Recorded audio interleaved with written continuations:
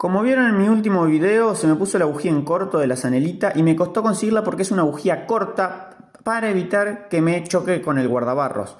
Ahora que la conseguimos, ahí la ven como la pruebo, y si quieren ver cómo sacamos la moto y la probamos a fondo, déjenmelo comentado acá, que yo lo subí en mi canal de YouTube y se lo subo acá. Nos vemos.